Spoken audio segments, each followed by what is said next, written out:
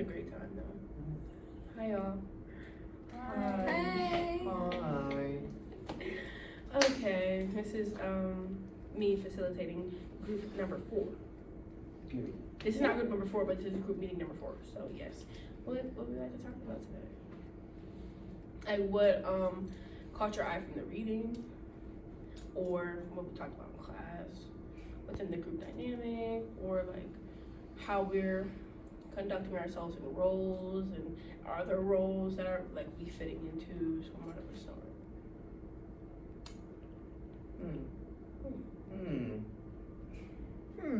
Yeah, because it's hard. I feel like we're trying to like There's so break much down to those talk barriers. about. Yeah.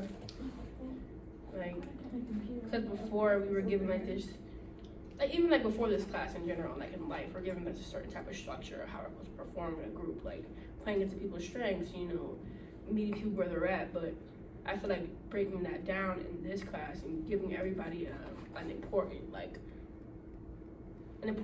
part in every role, you know. So it's not like one person's taking up a sole part or a role. Yeah. Everybody has like a little piece of it, Yeah. you know, and kind of like what I want to say, like dispersing the work evenly or the effort evenly, you know, so nobody gets burned out. Like I feel like in some groups people feel like they have to talk the most or be the most vocal because that's their key point, and like sometimes I feel like that as well.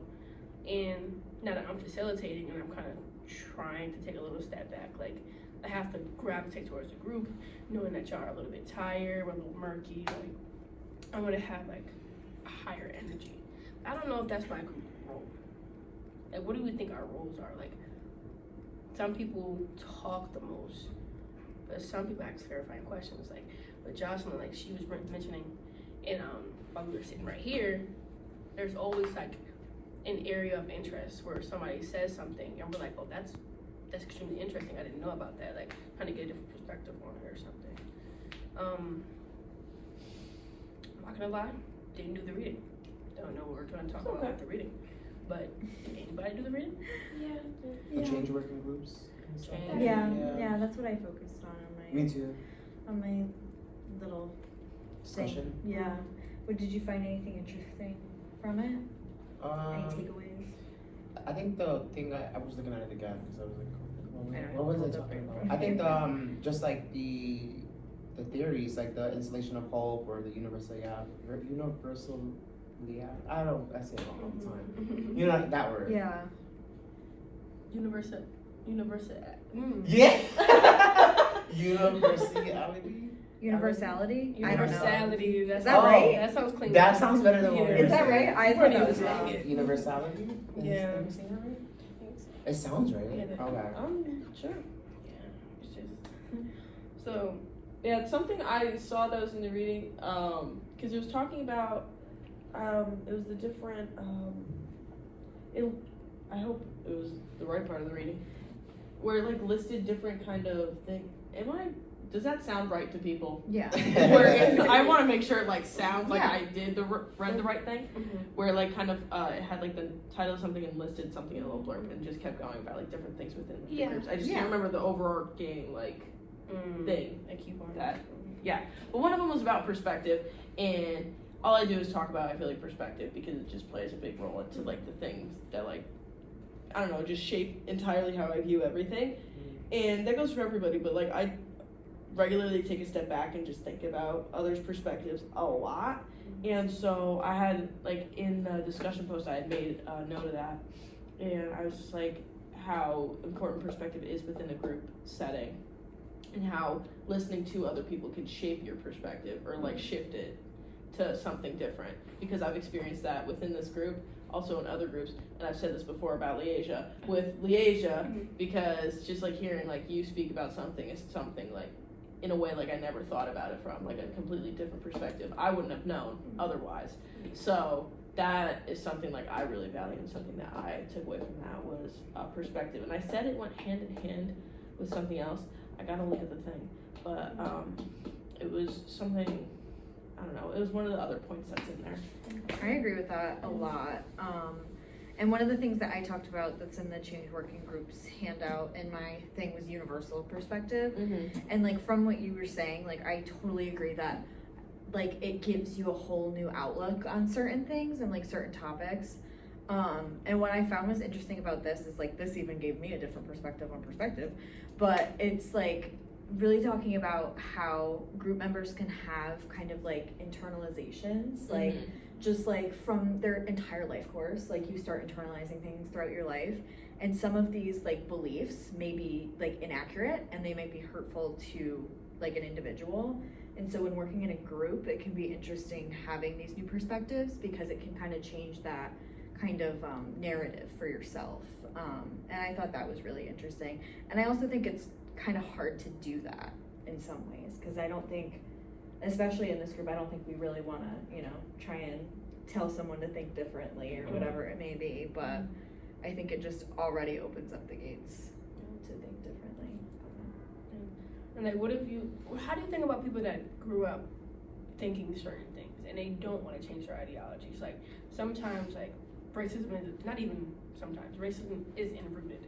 You know, it's taught at, from adolescence to adulthood. And it's like, even if you are given a different perspective, even if somebody goes up to the masses and says, oh no, like, this is a problem, how do you feel like you can get through to a person? Like, accepting that you just won't, or trying to be able to slowly make that change, you know, within that group dynamic.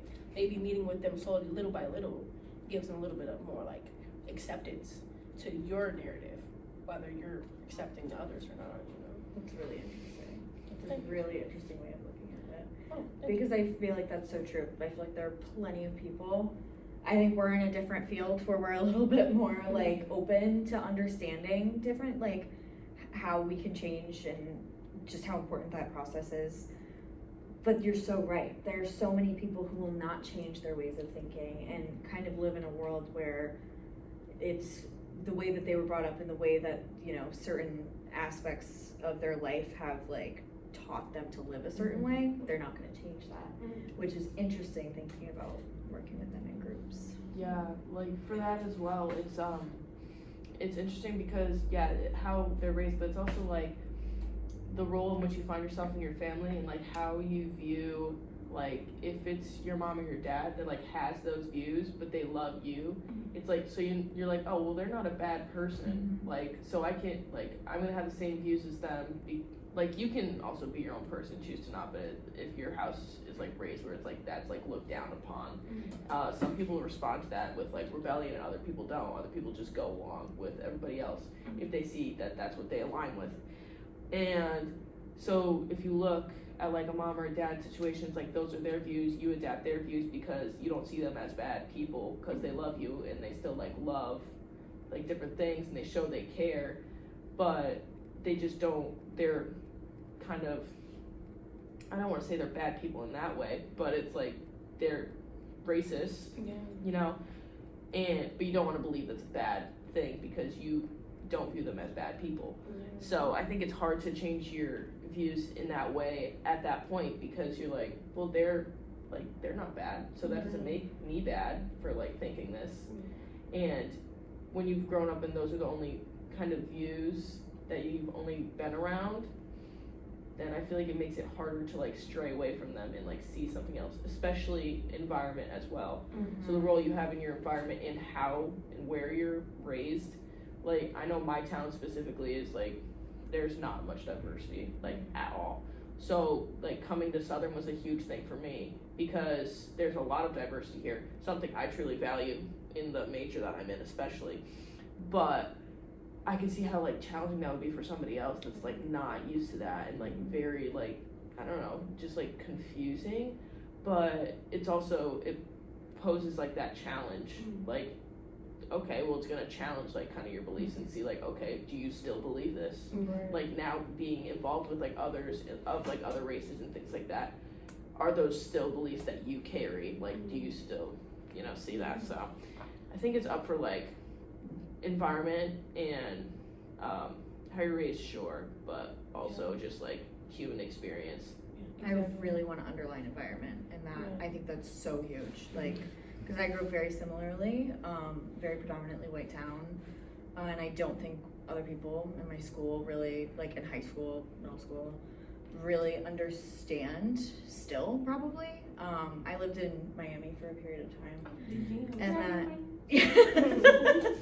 and that really is the thing that changed my perspective on everything, because it was almost like a shock in the best way, because it opened up my ability to like understand how there's not one way of being, there's not one way of living, and one environment is not everyone's environment. So I just really wanted to underline that aspect of it. Yeah, like my best, not to bring it on me, but like my best friend growing up is Vietnamese, and so her parents she's first generation American, so her parents only really speak Vietnamese. So I never had and I never saw it as like a problem or anything. That's just how it was, because that's how it was for her. So it was like whatever. But it was also just interesting to see like the school environment and like going around with that, like when COVID happened, and just like how like kind of nasty like people could even be. And it just goes to also show like their perspective, or the perspective that they lack at the same time. Yeah. And it's like, thank God for sharing that, because it just stems into a bigger perspective of like moral wrongs and environmental wrongs. It's like people can grow up believing and thinking these things until they act on them. That makes you a different person. It's like, okay, I felt like this, I believe like this, and I move my life by this, but until I act on it, that's when I'm wrong. So it's like I can think racist thoughts, I can say things with my racist friends and they won't catch it, or I can feel a certain way or have certain biases and assumptions in my head, but as long as I don't say it, as long as I don't do it, as long as I don't, have somebody catch me living by it, then it doesn't matter. So it's like, how can we framework that? Like, my parents know it's wrong to be racist, my parents know it's wrong to be homophobic, my parents know it's wrong to be this, that, and the third, but they love me, like Jocelyn said, and I'm all these things. So it's like, how can we trickle down to breaking down our own biases and stigmas and standards to be like, dang, like, can I accept somebody else's like narrative, perspectives, and like ideas in their head to even start to navigate that type of experience? Like, oh, like, now I understand what you're talking about, Yeah. And it took, like Josh, like she said, coming to Southern and being like, oh, like, this, my world wasn't what I seen growing up, and then having that Vietnamese friend, like changing that standard. I don't want to just be around the same type of people all the time, Exactly. and that could be what it is. Like, I'm not showing racism, but I only have white friends. You know what I'm saying? Like, I only hang around white people. Exactly. So it's not like it's not belligerent, but it is there. It's small, like small. You know? So it's just like that moral over environmental. Like, I'm not racist, but I don't choose to hang around black people, or I don't choose to, like, that's not who I gravitate towards. Or it's just like, how can I not begin to think that I am, but this is the things that my parents did, so this is what I'm gonna do, And it might even, like, this is kind of more of a question to like pose, like, if you're aware of those things and you understand those things about yourself and your environment, how can you challenge the other people in your life to start thinking like that? Like in a group setting too, like even just thinking about like how that can be challenged. That's one question. I think that in itself could be difficult, because I view like racism as like hate, and hate is like a thing that's taught, but it's hard when hate has been taught with like love. So it's been taught by the people you love, like with their love, this kind of hate. So it's hard to view it as such a thing that it's against and like actually does affect others, rather than it just being like a common like thing that your family believes or you just believe. So I think that but Oh, there we go.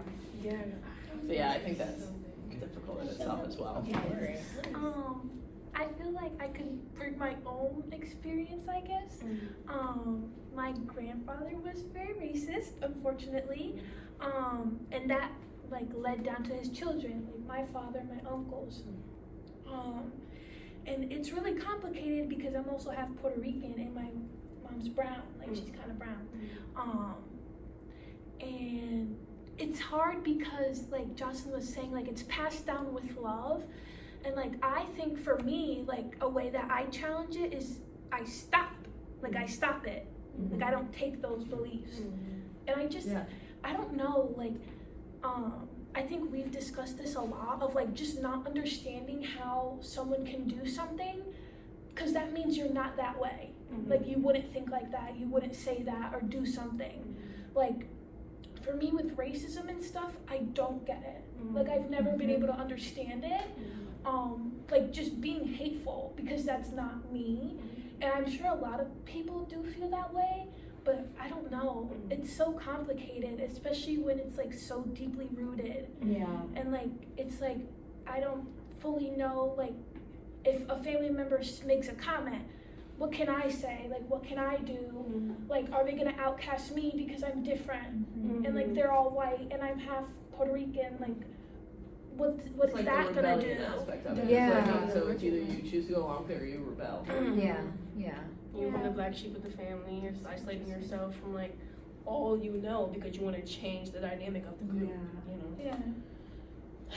it's because I don't know. And then, like we said, the role of that person or that specific thing in the group is to lead down that, you know, that systemic type of thing. Yeah. And it's like, how can some person come along and help be like, this is not how I want the structure to flow anymore. So when we create our own children, our own families, we have a different group dynamic, you know. So I was gonna mention something before that kind of just like slipped over my head, but it was definitely, I want to say talking about, no, I don't got it, it's gone. I just wanted to say too, like, when we talk about this, like, idea of, and I think our generation too, is one that has really had this whole idea of racism, there is a light shed on it. I think we all can understand it a lot more. And I think that that's where we become the ones that try and change the narrative, and it's different for every single family and upbringing.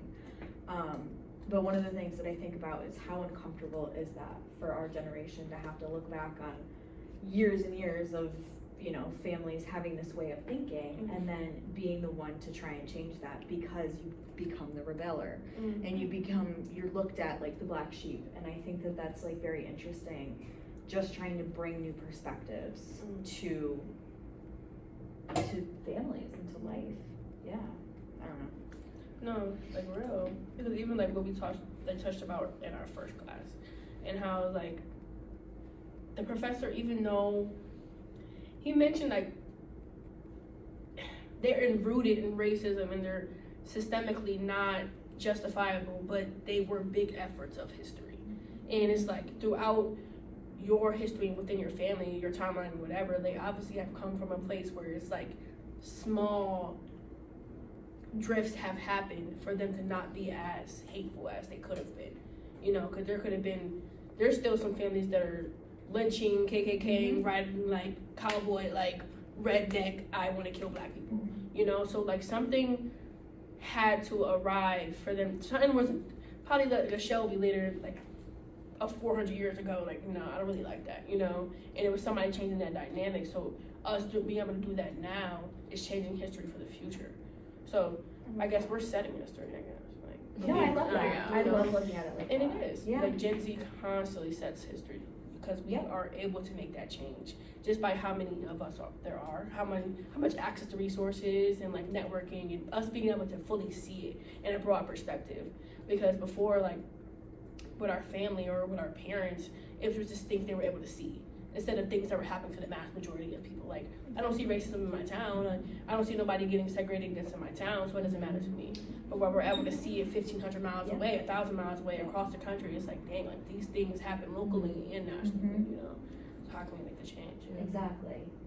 Yeah, I think also with like growing up, like if we think about growing up without phones and everything like that, if we were to grow up without phones, why people may lack this perspective. Like I know I gained a lot of this perspective coming to college, absolutely because of my environment, but also like online, like having that access to like, you know, you scroll through stuff and you just hear different people's like perspectives and experiences based on anything, whether you want to hear it or not. It's like it's in the palm of your hand. Yep. And it's there from anybody. They don't have to be like a famous person that like made this whole huge display at a concert or something. Like it's regular people hearing their regular experiences.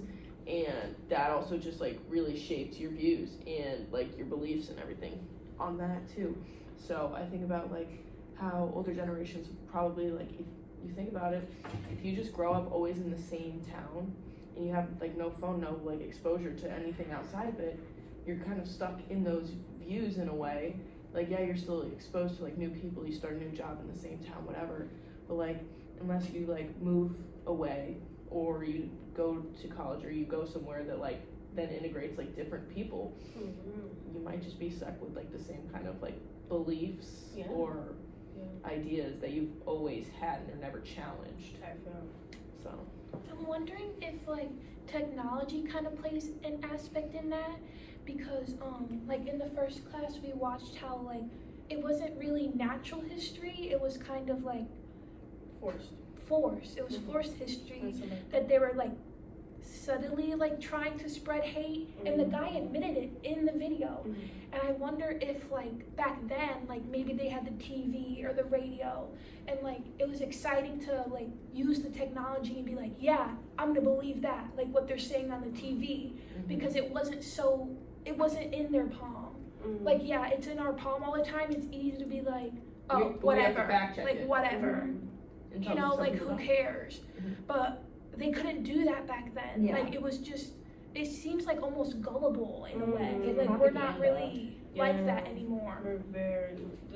We're all consumers. Mhm. We Yeah. consume whatever is in front of our faces. We believe anything that can be thrown at us. Like, it's honestly sad, and it causes a lot of turmoil amongst ourselves. Like, how can we change something that we don't even know is real? Like, we're talking about not like, I don't want to say like, I keep saying like, but that's not one of my filler words. I hate saying like. No, like, oh, sorry, but for real, I don't wanna keep talking. Sorry. Should we check the time? I think it's time to move to. We're at 22 minutes. Oh, okay. Okay, we ate. All right. Okay. Work consistent with group purpose. Did you discuss how to use course ideas in your group practice? I believe so. I think so. Yeah, we like. Course ideas, yes. Yes. Exactly. We discussed like the general topic in the reading for this week and how it applies to our group and changing group structures like as a whole. And going really in depth to that too. Yeah. It wasn't just like a briefly touch on it. We really got into it. Did group members talk about what skills they are? Sorry, I'm blind as a bat. They are trying to get better at. Did they practice these skills? And I don't Not think we talked really about today. it. No. That's too repetitive for me to keep talking about what I want. I feel like I only want to work on like one thing. One day at a Just- time. yeah. Day by day. Because that's what we were talking about earlier. Like not trying to force all these things on Yeah. people. Like taking it day by day, meeting them where they are. Right. Yeah, That's a really yeah. accept that change. I think this is a big day to meet everyone where they're at. Yeah. Don't like. It's something in the universe. Were members able to stay engaged, actively listening, and contributing to the group discussion throughout the meeting? Yeah. Yes. Did members challenge each other? Was the work focused on ideas from the course and how to use them in group practice? Yes. Did the group members do things skillfully? Leaders do. Oh yeah. Skillful leaders do. Yeah. Yeah. Close enough. Skillfully, leaders do. Coffee. The people ask each other's questions to get more depth in the work. Yeah. Yeah. So, Totally, maybe one, maybe two. Today. That was crazy. Did group members learn something new about group practice, group skills, group dynamics? Yes. Did they learn about why some things are hard for them to do in groups? Yes. Yes. Very much so. Yes. And not even just our small group, but bigger groups. Bigger yeah, groups. Yeah. not just us, others. Yeah. No, I think we really touched on We that. That really was did. that was interesting. Very much so. The people challenge pre-existing ideas about doing groups. Did they attempt skills that are hard for them to do? Did members experience disequilibrium? I'll never understand what disequilibrium is. It's like, Is it disequilibration? thank you. We Yeah. discussed what was like hard for like us to kind of imagine of others. And, Mhm. like you were like, I don't, how we discussed before, like I don't understand how someone could be like hateful or like do things like that. That was something we discussed as hard. It's described as a slightly disturbing tension or upset that motivates someone to want and work toward change. We kind of did. Yeah, I think Yeah. so. Yeah. We're talking about being like the black sheep and like. Yeah, we did. exactly. We did. Actually. Very much so. Speaking of it. Did members sensitively challenge each other? Yeah, but we definitely have room for improvement on that. I It's think. like a 3. Like, I don't feel like we say a lot of things that are challenging. I don't feel the need to challenge. I don't like the it. challenge Yeah. aspect of it. No. You know, just kind of trying to understand everybody's topic or idea, clarifying questions if you don't, you know. I feel like facilitating itself is a challenge. So like, there's no Yeah. need to continuously challenge us. Yeah. Is this your time sheet? This looks so great. Sorry. Because she put her times in there, that's so beneficial. I should have done that. My goodness. Sorry, back to the questions. Did the group talk about what was happening in the group? That's all we really ever talk about. Was ourselves, you know. How can we get now? Yeah. Now, how can we like maneuver better as a group, and what is our dynamic? Because we're still developing it, you know. Like nobody's playing into a certain role. Nobody has a certain like main character, you know. So it's just trying to find that balance and equilibrium. Yes. Were group members honest during the evaluation conversation? Yes. Yes. Yes, Y'all. we were. Can you say hell Hell yeah. yes? And that is T in the end of the questions. Woohoo! Yay. Okay, sorry, that is my phone. I forgot. Bye. Yeah, this is we didn't delete it.